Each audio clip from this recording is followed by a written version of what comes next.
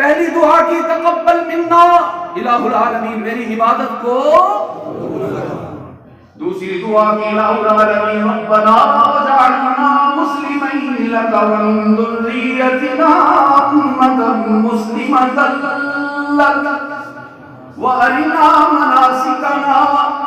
الہ العالمین میں نے کام پورا کر لیا، مجھے تنخواہ بھی پوری دیجیے نا، میں نے مزدوری پوری کر لی، مجھے اجرت بھی دیجیے نا، اور اجرت کے طور پر سونے کا تقاضا نہیں کرتا، چاندی نہیں مانگتا، ہیروں کا سوال نہیں کرتا، جواہرات نہیں چاہیے، بنگلے نہیں مانگتا، کوٹھے کوٹھیاں نہیں چاہیے۔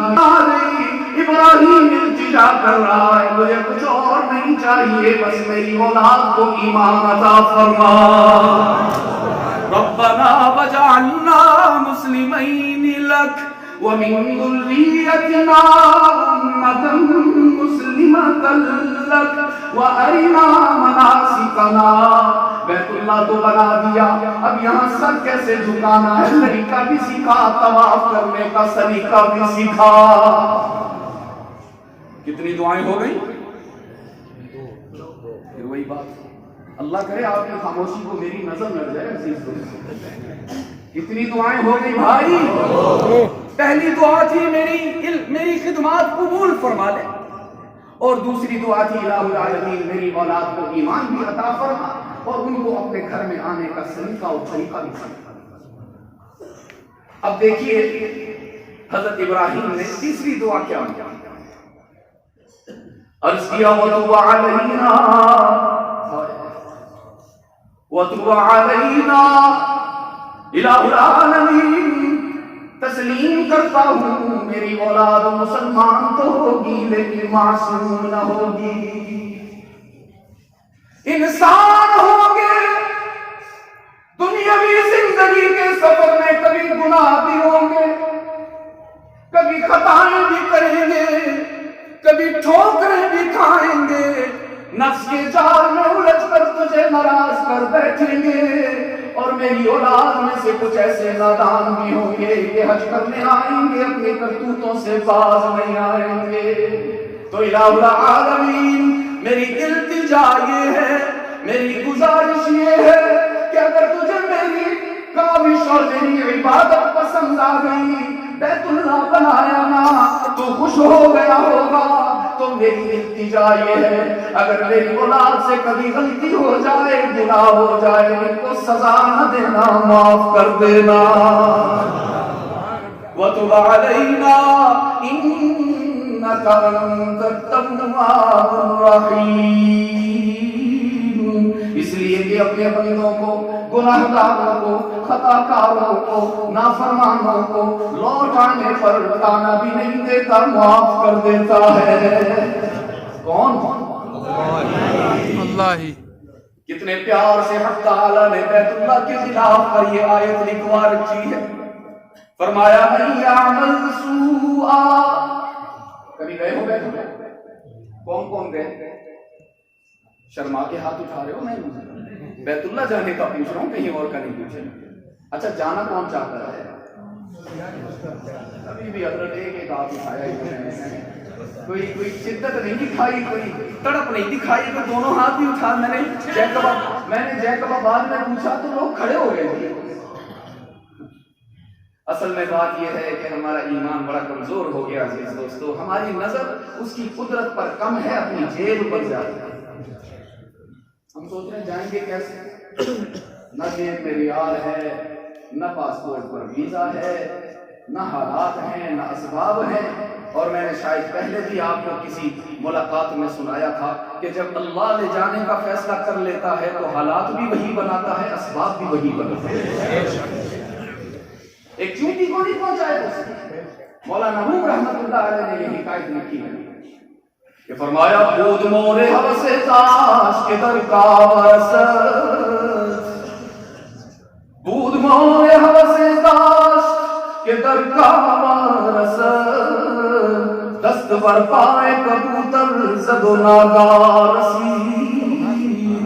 ایک چونٹی کے دل میں آرزو پیدا ہوئی، کسی طرح مکہ پہنچ جاؤں، بیت اللہ کے گرد دیوانی ہو کر چکر لگاؤں، اور پھر کسی حاجی کے پاؤں کے نیچے آ کر شہید ہو جاؤں، واپس کبھی لوٹ کر نہ آؤں۔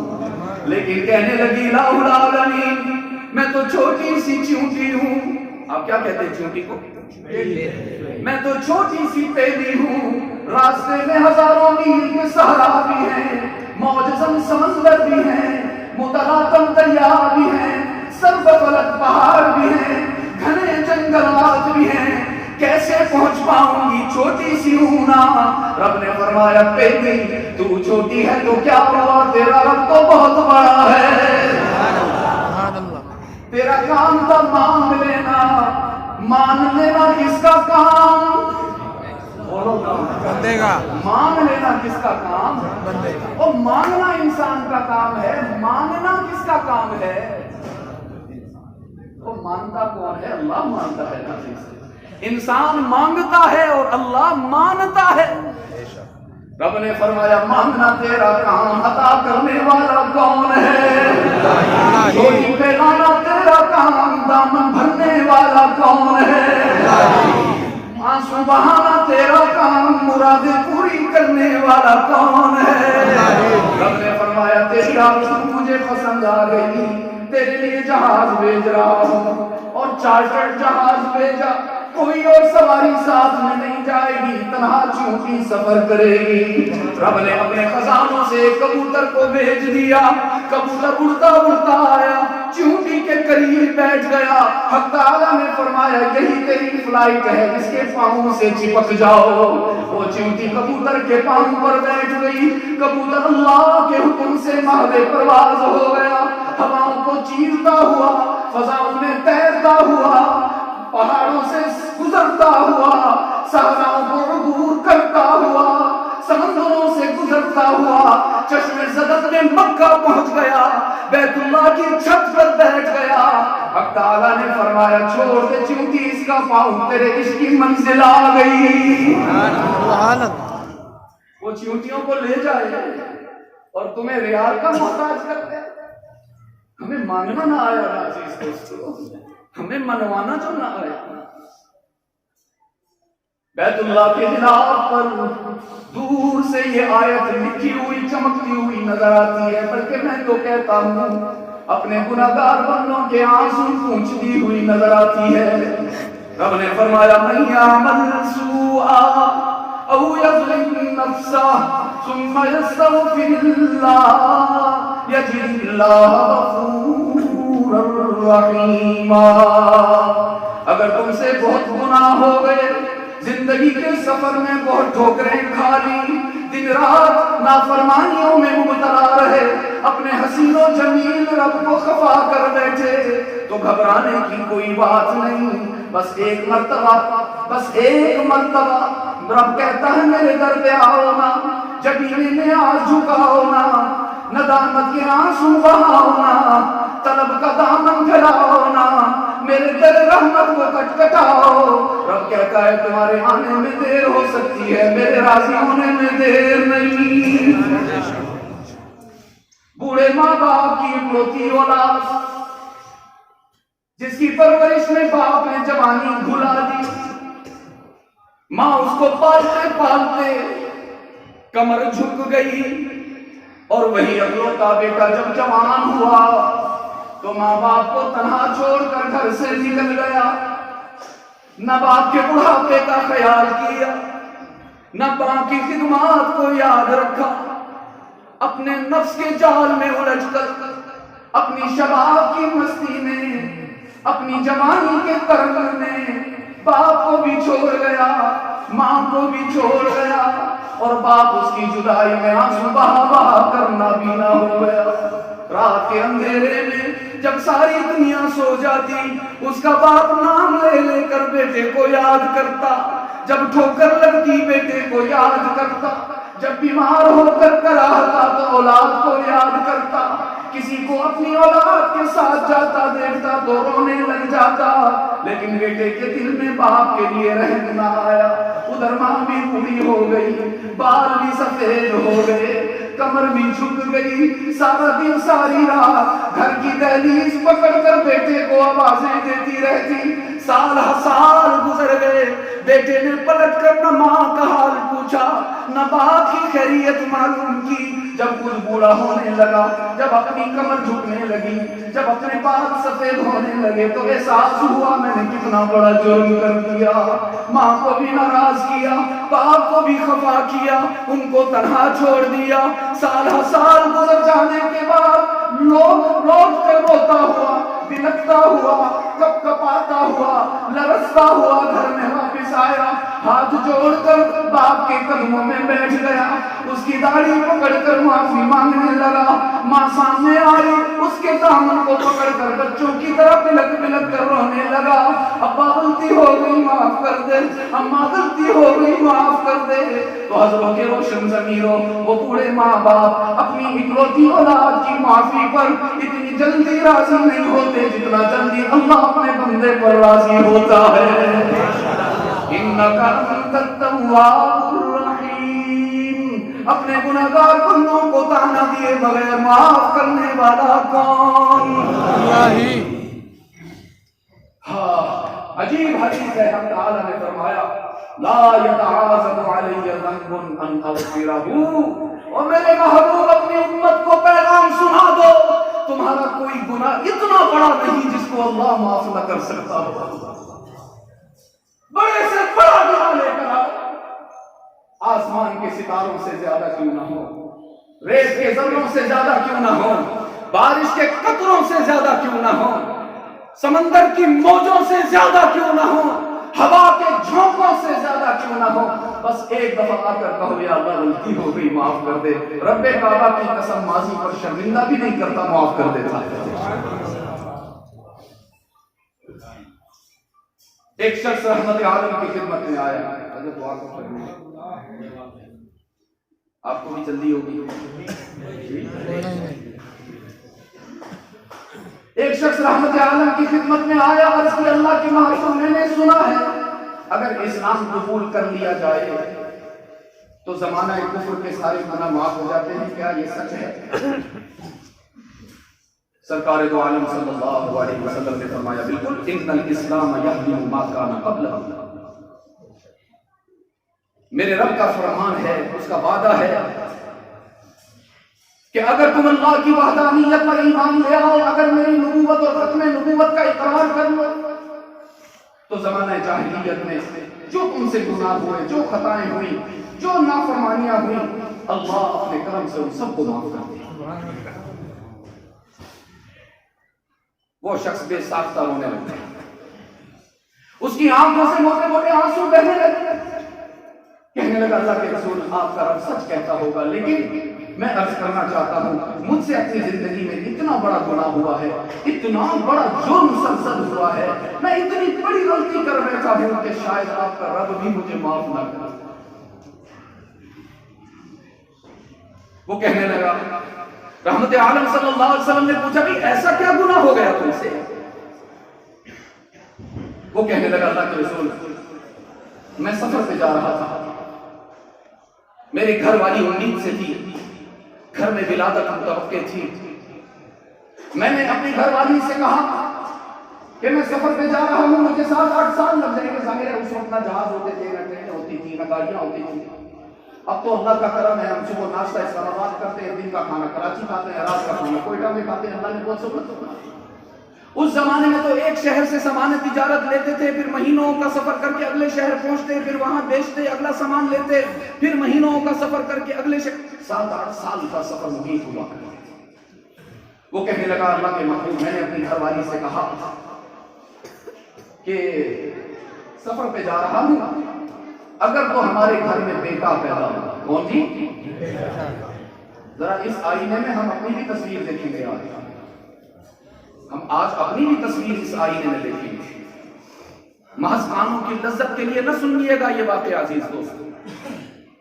کہنے لگا میں نے اپنی بیوی سے کہا اگر میرے گھر میں بیٹا پیدا ہو بہت خوشیاں منانا, پورے قبیلے کی دعوت کرنا, خوبصورت نام رکھنا, اس کی پرورش عمدہ سے عمدہ کرنا, اس کو بہادر دلیر شجاع فوجی بنانا, اس کو آلات حرب و ضرب سکھانا. لیکن اگر میرے گھر میں بیٹی پیدا ہو تو مجھے اطلاع دینے کی ضرورت ہے، نہ میرا انتظار کرنے کی ضرورت ہے. ہمارے قبیلے کے رواج کے مطابق پیدا ہوتے ہی اس کو زمین میں دفن کر دیا. ہمارے بھی کچھ نادان ہیں، بیٹے پیدا ہوتے ہیں تو مٹھائیوں کی دکانیں خالی کر دیتے ہیں، اور بیٹی پیدا ہو جائے تو طلاق کے کاغذ تیار کر لیتے ہیں. کیوں بھائی؟ بیٹا یا بیٹی دینا بیوی کے اختیار میں ہے یا رب کے اختیار میں ہے؟ یہ ہم کیسے مومن ہو گئے، یہ ہم کیسے مسلمان ہو گئے کہ اولاد بیٹی ہو جائے تو بیوی کو ذمہ دار ٹھہراتے ہیں، بیٹا ہو تو اس کا شکر ادا کرتے ہیں. آئیے میں بتاؤں قرآن ایسے لوگوں کے بارے میں کیا کہتا ہے. فرمایا وَإِذَا بُشِّرَ أَحَدُهُم بِالْأُنثَىٰ وَإِذَا بُشِّرَ أَحَدُهُم بِالْأُنثَىٰ ظَلَّ وَجْهُهُ مُسْوَدًّا وَهُوَ كَظِيمٌ. رب نے فرمایا کتنے نادان ہیں وہ لوگ، کتنے بدقسمت ہیں وہ لوگ کہ جب بیٹوں کی خوشخبری ملے تو مٹھائیاں تقسیم کرتے ہیں، اور جب بیٹی پیدا ہو جائے دروازے بند کر کے منہ کالا کر کے گھر میں چھپ کے بیٹھ جاتے ہیں. وہ کہنے لگا اللہ کے رسول میں نے اپنی گھر والی سے کہا اگر بیٹی پیدا ہو مجھے اطلاع بھی نہ دینا، اس کو زمین میں دفن کر دینا. رحمت عالم صلی اللہ علیہ وسلم نے پوچھا پھر کیا ہوا؟ وہ کہنے لگا اللہ کے محبوب میں سفر پر چلا گیا، 7-8 سال کے بعد میری واپسی ہوئی، میں دروازے میں داخل ہوا، اندر آتے ہی میں نے اپنی اہلیہ سے پوچھا وہ بتاؤ نا میرے بیٹے کا کیا نام رکھا تھا، کہاں ہے میرا بیٹا، میں اسے سینے سے لگانا چاہتا ہوں، ملاقات کرنا چاہتا ہوں. وہ میری اہلیہ کہنے لگی آپ طویل سفر سے آئے ہوئے ہیں، گرد و غبار سے ہٹے ہوئے ہیں، تھکے ہوئے بھی ہیں، کچھ دیر آرام کیجئے، کھانا کھائیے، میں ساری تفصیل سے آپ کو آگاہ کرتی ہوں. رحمت عالم صلی اللہ علیہ وسلم نے فرمایا پھر کیا ہوا؟ وہ کہنے لگا اللہ کے رسول میں گھر کے اندر داخل ہو کر بستر پر بیٹھ گیا، کچھ دیر گزری تھی کہ گھر کے دروازے میں آہٹ پیدا ہوئی، میں نے دیکھا ایک 6-7 سال کی معصوم سی بچی گھر میں داخل ہو رہی ہے، جس کے چہرے پر ایسا حسن ہے کہ چاند کی چاندنی بھی شرمندہ ہو جائے. وہ اندر داخل ہوئی، سلیقے سے مؤدب ہو کر اس نے مجھے سلام پیش کیا، پھر اندر باورچی خانے میں چلی گئی، وہاں سے جا کر گرم پانی لے کر آئی، میرے ہاتھ دھلوائے، میرا منہ دھلوایا، میرے پیر دھلوائے، اور پھر تولیے سے نہیں اپنی چادر سے میرا منہ بھی خشک کیا، میرے پیر بھی خشک کیے.